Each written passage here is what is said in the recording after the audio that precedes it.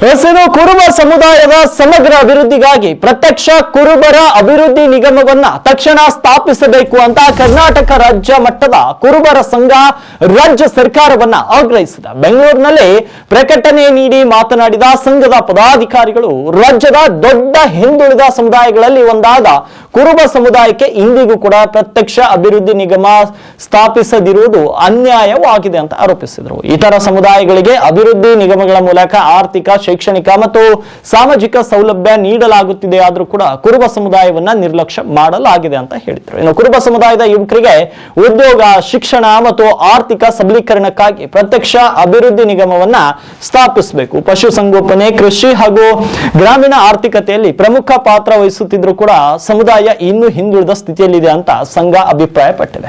ಸರ್ಕಾರದ ಬೇಡಿಕೆಯನ್ನ ತಕ್ಷಣ ಪರಿಗಣಿಸದಿದ್ರೆ ರಾಜ್ಯದಾದ್ಯಂತ ಪ್ರಜಾಪ್ರಭುತ್ವದ ಮಾರ್ಗದಲ್ಲಿ ಹೋರಾಟ ನಡೆಸುವ ಎಚ್ಚರಿಕೆಯನ್ನ ನೀಡಿದೆ. ಕುರುಬ ಸಮುದಾಯದ ನ್ಯಾಯಯುತ ಬೇಡಿಕೆಯನ್ನ ಸರ್ಕಾರ ತಕ್ಷಣ ಈಡೇರಿಸಬೇಕು ಅಂತ ಸಂಘ ಮತ್ತೊಮ್ಮೆ ಒತ್ತಾಯಿಸಿದೆ. ರಾಜ್ಯ ಮಟ್ಟ ಕುರುಬರ ಸಂಘದ ವತಿಯಿಂದ ತುಂಬು ಹೃದಯದ ಸ್ವಾಗತ ಮತ್ತು ಅಭಿನಂದನೆಗಳು.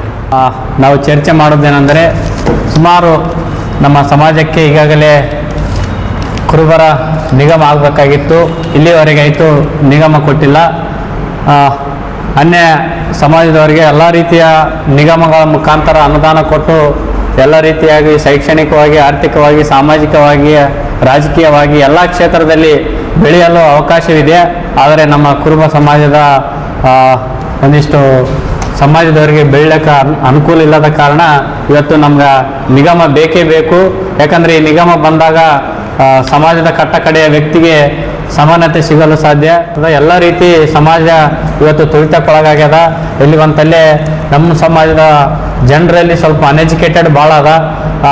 ಯಾಕಂದರೆ ಅದೇ ಕಲ್ಚರ್ದಲ್ಲಿ ನಮ್ಮ ಸಮಾಜದಲ್ಲಿ ಬರೀ ಕುರಿ ಕಾಯೋದು, ವಲಸೆ ಹೋಗೋದು, ಒಕ್ಕಲ್ತನ ಕೆಲಸ, ಆ ಲೆಕ್ಕದಾಗನೇ ನಮ್ಮ ಕಲ್ಚರ್ ಅದ. ಆ ಕಲ್ಚರ್ದಿಂದ ಇವತ್ತು ನಮ್ಮ ಸಮಾಜ ಹಿಂದುಳಿದಂಥ ಸಮಾಜಕ್ಕೆ ಕೂಡಲೇ ಮಾನ್ಯ ಕರ್ನಾಟಕ ಸರ್ಕಾರ ಮತ್ತು ಸಚಿವ ಸಂಪುಟದಲ್ಲಿ ಕೂಡಲೇ ಕುರುಬರ ನಿಗಮ ಮಾಡಬೇಕನ್ನೋದು ನಮ್ಮ ಆಗ್ರಹ.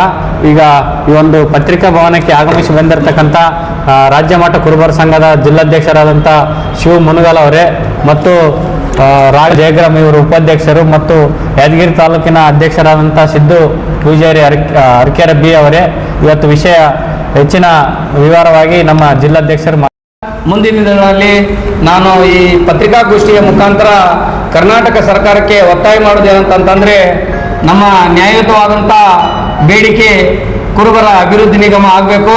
ಆ ಅಭಿವೃದ್ಧಿ ನಿಗಮಕ್ಕೆ 1,000 ಕೋಟಿ ರೂಪಾಯಿಗೂ ಹೆಚ್ಚು ಹಣವನ್ನು ಮೀಸಲಿಟ್ಟು, ನಾವು ಈಗಾಗಲೇ ಭಾಳ ಹಿಂದುಳಿದಿರತಕ್ಕಂಥ ಸಮಾಜ, ಆದ್ದರಿಂದ ದಯವಿಟ್ಟು ನಮ್ಮ ಸಮಾಜವನ್ನು ಮುಖ್ಯವಾಹಿನಿಗೆ ತರಬೇಕಂತೇಳಿ ನಾನು ಸರ್ಕಾರಕ್ಕೆ ಆಗ್ರಹ ಪಡಿಸ್ತೀನಿ.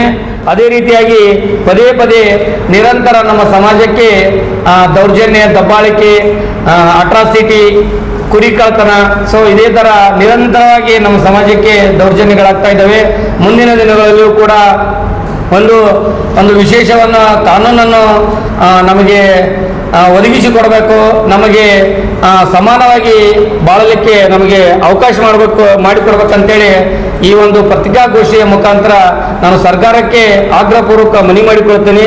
ಅದೇ ರೀತಿಯಾಗಿ ಒಂದು ಮಹತ್ವದ ಕಳೆದ ವರ್ಷ ಜುಲೈ 10ರಂದು ಒಂದು ನಾಯ್ಕಲ್ ಗ್ರಾಮದಲ್ಲಿಯೂ ಕೂಡ ನಮ್ಮ ಸಮಾಜದ ಪಿಡ್ಡಪ್ಪ ತಂದೆ ಮಲ್ಲಪ್ಪ ಡಿಟಿ ಮನಿ ಎಂಬ ಯುವಕ ಅನುಮಾನಾಸ್ಪದವಾಗಿ ಕೆರೆಯಲ್ಲಿ ಬಿದ್ದು ಸತ್ತ ಅಂತೇಳಿ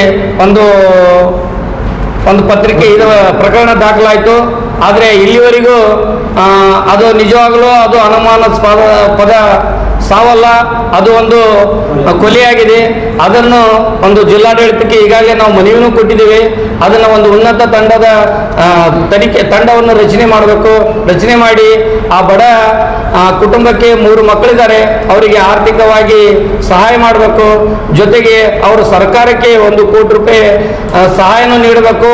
ಹಾಗೂ ಅವರಿಗೆ ಸರ್ಕಾರದಿಂದ ಬರ್ತಕ್ಕಂಥ ಎಲ್ಲ ಸೌಲಭ್ಯಗಳನ್ನು ನೀಡಬೇಕಂತೇಳಿ ಈ ಪತ್ರಿಕಾಗೋಷ್ಠಿಯ ಮುಖಾಂತರ ನಾನು ಆಗ್ರಹಪೂರ್ವಕ ಮನವಿ ಮಾಡಿಕೊಳ್ತೇನೆ.